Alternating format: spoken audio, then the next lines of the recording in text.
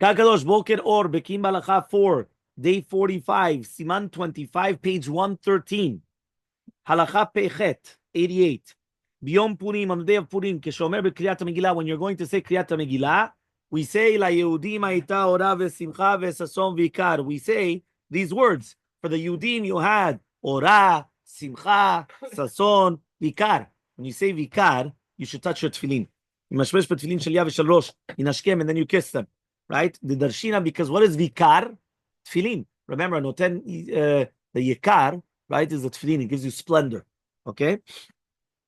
Right? He says, "V'anoagim b'chol yom lachlif tefillin shel Rashi v'tefillin shel Rabbenutam before Ashrei Shvatecha." Also in Purim, they're going to do the same thing. They're going to read the Megillah and tefillin of Rabbenutam, and then in the word of Vikar, they're going to kiss the tefillin of Rabbenutam.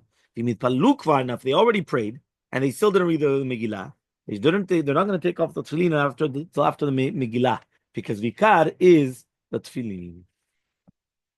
Until here, we're clear? It's very simple halacha. Vikar is tefillin.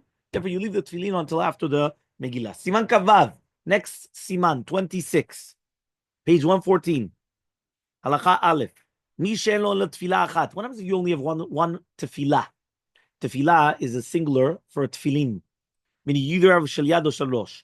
So he says, V'niach ota sheyesh lo mevarech aleh. Put on whichever one it is, and you make a bracha. There's another one over here, by the way. The next book, right there. Bekiim Halacha. Right?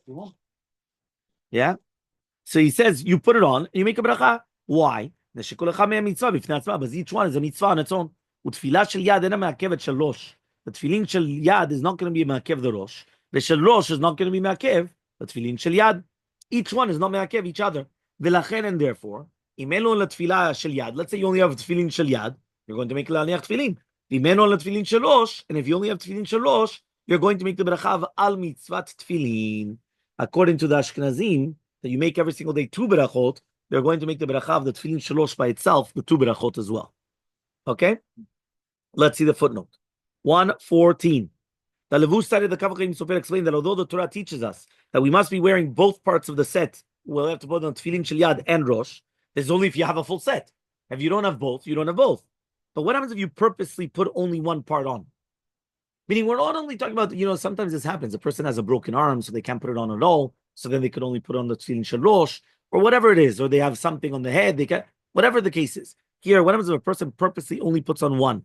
So he says, Manan and the Bet Yosef rule that if someone puts on only part of his set of tefillin, he fulfills the mitzvah even though he had the other part available, and he could have easily put it on. The Levush has rule that even if someone puts on only one of them, right, and purposely ignores the other one, he still fulfills the part of the mitzvah that he performed. This is because shel yad and tefillin shel rosh are two independent mitzvot. Right? That means it's not that it's one mitzvah, it's two independent mitzvot. So if you only put on one, purposely you're still using the chobah that one. The Drisha and the Morutzia, however, disagreed. They ruled that if someone puts on the tefillin shel rosh without putting on the tefillin shel yad, he disobeys the Torah's rule that only one may wear the tefillin shel rosh, only one wear both pairs of set. Since his sins, right, he sins by putting on the one of them, it cannot be counted as a mitzvah. Meaning, what are you doing? Only putting on one. You're sinning. So if it's not a mitzvah.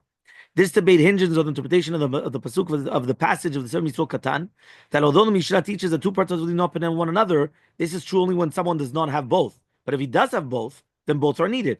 Maran insisted that this does not mean that someone who chooses to wear only one does not fulfill the mitzvah at all. Rather, he's going to be rewarded and fulfilled for that one and punished for the other one. So Mitzvot Katan means simply that if someone has a full set of tefillin, it's forbidden for him to wear only one part. The Drisha and the Morutzia, however, interpreted this passage literally. Therefore, they stated that if someone has an entire set and he only does one, it's as if that he gets no credit whatsoever. Okay, that's the psak that they're giving.